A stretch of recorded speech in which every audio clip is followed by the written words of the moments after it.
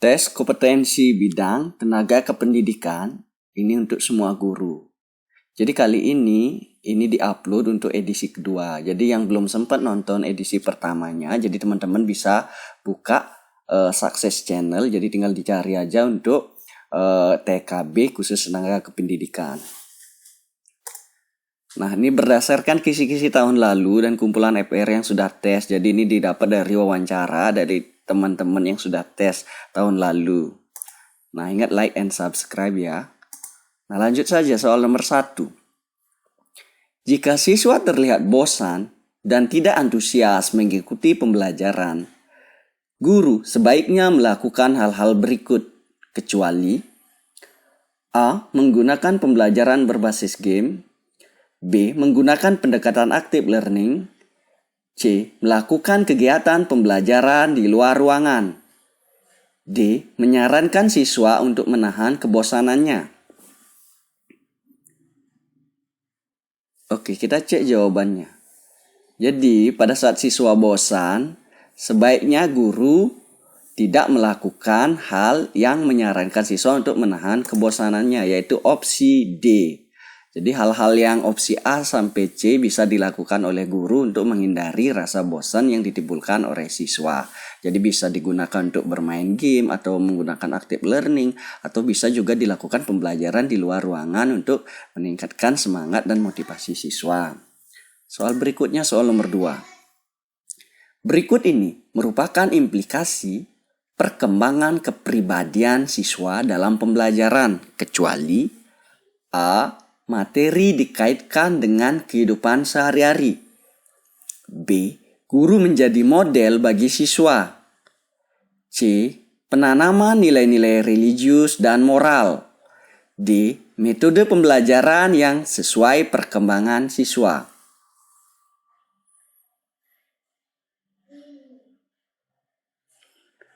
Ya, implikasi perkembangan kepribadian siswa dalam pembelajaran itu kecuali adalah opsi B, yaitu guru menjadi model bagi siswa. Jadi yang merupakan perkembangan kepribadian implikasinya ini adalah mengkaitkan dengan kehidupan sehari-hari, itu penanaman nilai religius dan moral, serta metode pembelajaran sesuai dengan perkembangan siswa. Itulah merupakan implikasi perkembangan kepribadian siswa.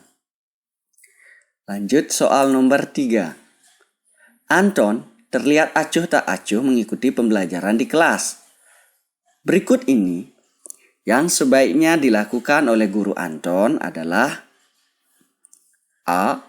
Mengajak diskusi Anton secara personal untuk mencari solusi masalah, B.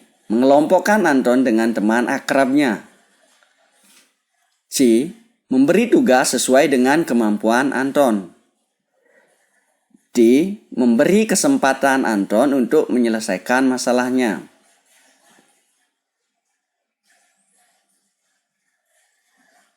Oke. Jadi pada saat Anton terlihat acuh tak acuh mengikuti pembelajaran, jadi guru sebaiknya adalah opsi A, yaitu mengajak diskusi Anton secara personal untuk mencari solusi masalah.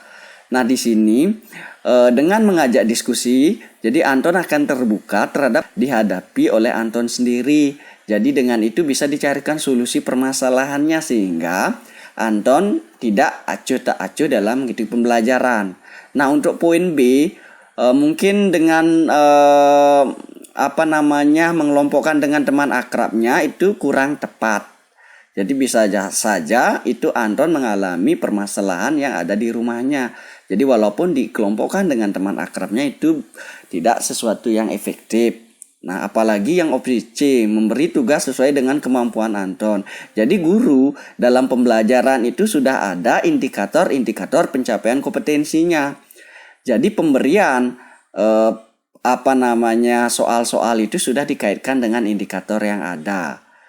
Jadi untuk opsi D, memberi kesempatan Anton untuk menyelesaikan masalahnya, ini kurang tepat juga.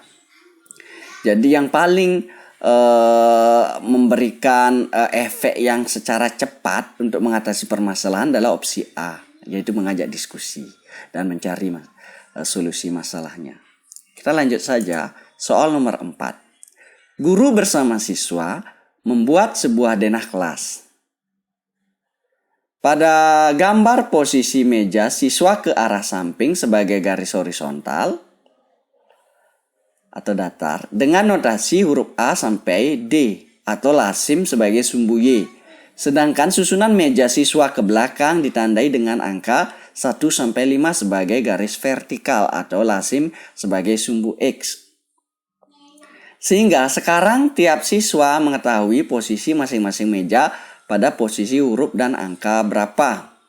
Sebagai alat bantu pembelajaran, apakah yang paling sesuai dari pembuatan denah kelas tersebut? A. IPA dan matematika. B. IPS dan matematika. C. Matematika dan bahasa. D. IPA dan IPS. Nah, sebagai alat bantu pembelajaran yang paling sesuai dari pembuatan denah kelas tersebut yang diuraikan di permasalahan di atas adalah opsi C, yaitu matematika dan bahasa. Nah, terlihat di sini, jadi ada semacam sumbu X dan sumbu Y atau mencari tata letak tempat duduk siswa yang diberi nomor 1 sampai dengan 5 itu adalah kaitannya dengan matematika. Nah, dalam pembelajaran abjad ini dari huruf A sampai huruf D itu lebih cocok ke pembelajaran bahasa. Jadi yang paling cocok adalah opsi C. Selanjutnya soal nomor 5. Amatilah pernyataan-pernyataan berikut. 1. Menyalahkan siswa secara terbuka di kelas atas pekerjaan atau jawaban yang belum memuaskan. 2. Menciptakan suasana belajar yang ketat dan disiplin memenuhi kebutuhan belajar siswa. 3. Memberikan pujian atau hadiah bagi siswa yang menunjukkan usaha yang baik. 4. Memberikan angka tinggi sesuai prestasi yang dicapai siswa.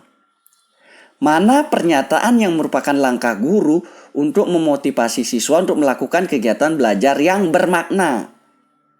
A. Pernyataan 1 dan 2. B. Pernyataan 1 dan 3. C. Pernyataan 2 dan 3.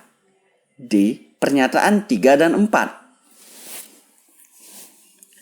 Oke, kita cek jawabannya. Jadi pernyataan itu jadi langkah guru yang untuk memotivasi siswa melakukan kegiatan belajar bermakna adalah poin 3 dan 4, yaitu opsi D, yaitu memberikan pujian atau hadiah bagi siswa yang menunjukkan usaha yang baik. Jadi pada saat guru melakukan hal ini, jadi pemberian itu sama halnya untuk meningkatkan motivasi siswa. Jadi siswa akan berbondong-bondong memberikan usaha yang terbaik menanggapi pembelajaran yang diberikan oleh guru, sehingga sama-sama akan mengejar sebuah pujian dan hadiah itu. Nah, untuk poin 4, memberikan angka tinggi sesuai prestasi yang dicapai, ini juga merupakan salah satu indikator untuk mencapai motivasi siswa. Jadi semakin siswa dihargai, siswa itu akan semakin termotivasi dalam melakukan kegiatan belajar yang bermakna. Apabila tidak dilakukan ini, mungkin siswa yang pintar atau siswa yang cerdas itu enggan untuk menunjukkan dirinya, karena dianggap toh juga tidak memberikan efek apa. Jadi perlu hal-hal poin 3 dan 4 dilakukan. Nah, untuk poin 1, menyalahkan siswa secara terbuka ini tidak cocok. Jadi dalam kelas ini kode etik seorang guru, seandainya siswa memberikan jawaban yang belum memuaskan, itu tidak perlu menyalahkan siswa, sehingga di sana dapat mengakibatkan siswa menjadi trauma dalam memberikan suatu menanggapi pernyataan atau pertanyaan yang diberikan kepada guru. Jadi tidak sepatutnya seorang guru menyalahkan siswa. Apalagi di sini poin 2, menciptakan suasana belajar yang ketat dan disiplin memenuhi kebutuhan belajar siswa. Nah, dalam pembelajaran itu sebaiknya jangan terlalu ketat atau disiplin. Jadi ada baiknya guru apabila melihat situasi kebutuhan belajar siswa itu merasa agak bosan, itu guru harus melakukan hal-hal atau kegiatan-kegiatan yang lain. Jadi boleh tidak terlalu ketat di sana. Jadi bisa memberikan suatu permainan sehingga antara siswa dan guru itu bisa termotivasi untuk melakukan kegiatan belajar seperti itu. Jadi lanjut soal nomor 6. Berikut yang merupakan penyebab siswa tidak siap secara fisik untuk mengikuti pembelajaran adalah A. Tidur hingga larut malam karena menonton sepak bola. B. Lebih memilih menyelesaikan membaca komik dibanding buku pelajaran. C. Lupa mengerjakan tugas sehingga enggan masuk kelas. D. Selalu bercanda dengan teman sebangku sebelum pelajaran dimulai. Oke. Nah, berikut yang merupakan penyebab siswa tidak siap. Nah, ini ada kata kuncinya. Secara fisik. Kalau secara fisik, jelas sekali di sini yang menjadi jawabannya adalah opsi A, yaitu tidur hingga larut malam karena menonton sepak bola. Jadi dari segi fisik sudah tidak siap seorang siswa untuk mengikuti pembelajaran karena bisa bangunnya itu istilahnya harusnya bangun jam 6, bisa jadi bangun jam 9. Jadi tidak cocok secara fisik, sudah tidak siap seorang siswa. Nah, kalau opsi B, C, dan D itu selalu bercanda, ini tidak ada hubungannya dengan fisik ya. Jadi udah jelas ini ya yang paling tepat. Lanjut soal nomor 7. Berikut ini adalah cara meningkatkan kemampuan siswa dalam hal kemampuan penalaran dan berpikir. A. Memberi stimulan siswa dengan soal penalaran tinggi. B. Membiasakan siswa dengan soal-soal yang mengasah keterampilan berhitung. C. Membiasakan siswa untuk mengingat fakta. D. Membiasakan siswa untuk menyelesaikan masalah secara prosedural. Oke, kita cek jawabannya. Jadi jelas sekali. Yang merupakan cara meningkatkan kemampuan siswa dalam hal kemampuan menalar. Nah, ini ada kata-kata menalar. Jadi jelas sekali sudah digembong-gembongkan, sudah digembar-gemborkan dari dari Menteri Pendidikan. Apalagi setiap guru sudah melakukan kegiatan PKP.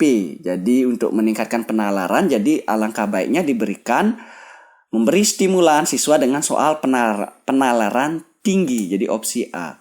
Jadi dengan soal-soal HOTS itu dapat meningkatkan penalaran dan berpikir siswa. Lanjut soal nomor 8. Indikator berikut yang menunjukkan siswa siap secara psikis untuk mengikuti pembelajaran. Nah, ini ada kata-kata psikis, bukan secara fisik. Ya. Opsi A, bersikap pantang menyerah dalam menyelesaikan masalah. B, tidak mengantuk dan tidak mudah lesu saat di kelas. C, mendengar dengan baik penjelasan guru tanpa terganggu bising kendaraan. D, membawa buku teks dan bahan belajar yang akan digunakan. Oke, indikator berikut yang menunjukkan siswa siap secara psikis adalah opsi A, yaitu bersikap pantang menyerah dalam menyelesaikan masalah.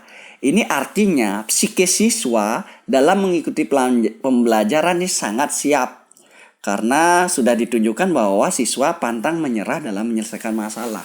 Kalau yang kaitannya dengan yang lain, misalnya tidak mengantuk dan tidak mudah lesu, ini mungkin lebih berkaitan ke fisik, ya, keadaan fisik siswa.